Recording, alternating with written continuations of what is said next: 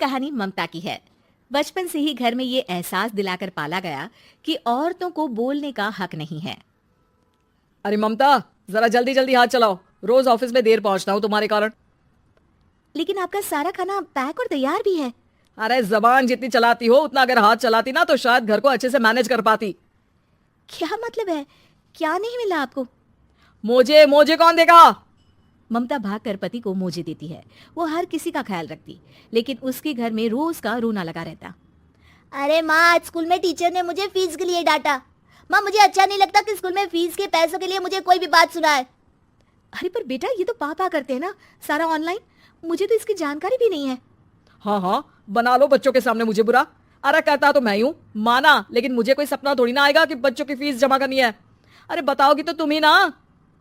ममता की अब ये आदत में शुमार हो चुका था। वो हमेशा हर बात के लिए खुद को ही दोषी मानती। एक दिन वो पड़ोस की दोस्त से कहती है, समझ नहीं आता यार, मैं इतनी डम कैसे हो सकती हूँ। बात तो सही भी है ना। अब पति बेचारा नौकरी करे, पैसे कमाए, या फिर ये देखे कि बच्चों की फीस का वक्त है। क्या करूँ यार। पता नहीं, मेरे पति तो सारा काम खुद ही करते हैं। वो तो कहते हैं कि तुम थक जाती होगी, सारा दिन घर बाहर बच्चे। तो अच्छा, ऐसे भी पति होते हैं क्या? अरे क्या बात कर रही है? भाई साहब कभी तुझे किसी बात के लिए सुनाते नहीं? किसी कहा नहीं सुनाते। अरे ये पति चीज ही ऐसी होती है कि बिना पत्नी को सुनाए उन्हें चैन की नींद कहाँ आती है। तो तू भी परेशान रहती होगी कि कैसे, क्या, कब भूल गई। अरे वो तो मुझे बस इस बात के लिए ताना देते हैं कि मैं वक्त पर खाना क्यों नहीं खाती या पार्लर जाकर अपनी साज सज्जा क्यों नहीं करवाती। पड़ोसन बोल ही रही होती है कि ममता के बेटे की आवाज आती है। अरे माँ, क्या हो गया? लग नहीं रहा कि आज आप मुझे पानी भी देगी। अरे कब से खाने के लिए वेट कर रहा हूँ।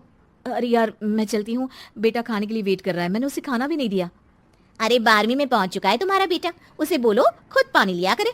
मैंने तो अपने बच्चों को काम करना सिखाया है। अरे यार, खुद की भी तो कोई लाइफ है। माना जब नहीं कर सकते थे तो किया, लेकिन अब इतने बड़े बच्चों की हर बात मानेंगे तो मुश्किल तो अपने को ही होगी। ममता को पड़ोसन की बात में दम तो लगता है, लेकिन करे क्या, आदत भी तो खुद ही ने डाली थी। ममता घर जाती है कि तभी बेटी आ जाती है। माँ, परसों मुझे एक शादी में जाना है, तेरी वो जो लाल वाली साड़ी है ना, उसे दे देना। मैं आज जाकर टेलर को दे दूंगी, वो उस साड़ी से सूट बना देगा। अरे नहीं नहीं तारा, वो मेरी माँ ने मुझे दी थी और उस साड़ी से मेरी काफी भावनाएं जुड़ी हैं। तुमको ना मैं दूसरी साड़ी दे दूंगी।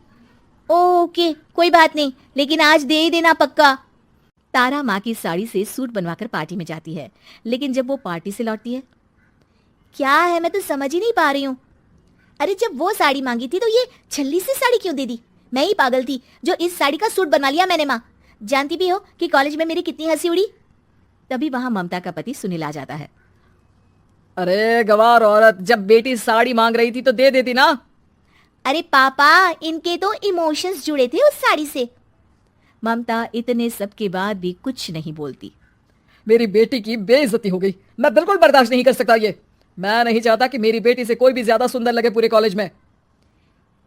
जी, वो पढ़ने में तारा बिल्कुल अच्छी नहीं है, उसकी पढ़ाई पर आप ध्यान दीजिए ना। अच्छा, अब तुम मुझे बताओगी कि मुझे किस पर ध्यान देना और किस पर नहीं। रमेश जैसा ही ये वाक्य पूरा करता है, ममता की बेटी और पति उस पर जोर जोर से हंसते हैं। अरे ठीक है ना, पता ही नहीं चला कि कैसे वक्त इतना बीत गया। अरे कैसे पता चलेगा माँ, हम लोगों के पीछे जो तू बैताल की तरह चिपकी रहती थी, तुझे कैसे वक्त का पता चलता? ममता को पहले सास ससुर, फिर पति और बच्चों की तरफ से इस तरीके की बातें सुनकर उसका मन बहुत दुखी रहता था। एक दिन, सुनो ना, बहुत दिनों से कमर के नीचे बहुत दर्द रहता है। कल मैंने देखा तो एक फोड़ा था। अरे ममता, एक बार अपने पति से बात करो, वो तुम्हारा फोड़ा डॉक्टर को दिखा देंगे। अरे नहीं नहीं, वो तो गुस्सा हो जाएंगे। अरे क्यों गुस्सा हो जाएंगे? तुमको दर्द है। हाँ, लेकिन वो यही बोलेंगे कि ऑफिस जाऊं या फिर तुम्हें लेकर डॉक्टर के पास। तो बेटे से ही बात कर ले। अरे वो तो मैं कर लूं, लेकिन फोड़ा है ऐसी जगह कि उसे बताते मुझे शर्म आएगी। लेकिन कुछ ना कुछ तो करना जरूरी है ना। ऐसे कब तक फोड़े के दर्द से तड़पती रहेगी? अब तो सोच रही हूँ कि इनसे बात कर ही लूं, वरना दर्द के मारे कहीं मर ना जाऊं। लेकिन शाम को, ममता, क्या किया तुमने आज? खाने के डिब्बे में कैसा खाना दिया था? दाल खराब हो गई थी, कब की थी? दाल तो मैंने सुबह ही बनाई थी, खराब कैसे हो गई? अच्छा सुनिए ना, मुझे कहना है कि अरे गरम दाल बंद करोगी तो ऐसा ही होगा ना। बेइज्जती हो गई सबके सामने मेरी। ऑफिस वालों ने ऐसा मजाक उड़ाया कि क्या बोलूं। कल से ठीक से खाना देना है तो देना, वरना खाना देना बंद कर देना, बाहर खा लूंगा मैं। ममता जो पति से अपनी परेशानी बताने वाली थी, वो अब ये सोचने लगती है कि कल से पति को खाने में क्या दे। अगले दिन ममता थकी थकी सी हालत में, आप लोगों के लिए नाश्ता बना दिया है, खाना बनाने की हिम्मत नहीं है आज तो। रात भर सोकर थक गई है ना, इसीलिए तो खाना नहीं बना सकती। हिम्मत नहीं हो रही है, मैं बस सोने जा रही हूँ। बस मैडम को सोने का बोल दो, फिर देखो कैसे सोती रहती है। माँ फिर वही पराठा सब्जी। अरे हमारे साथ के दोस्त एक से बढ़कर एक नाश्ता खाना लेकर आते हैं, आप तो बस। सभी घर से निकल जाते हैं, लेकिन जब शाम को बेटा घर आता है तो घर में अंधेरा रहता है। बेटा लाइट चलाता है। क्या माँ, तुम्हारा भी जवाब नहीं है बिजली का बिल बचाने के लिए?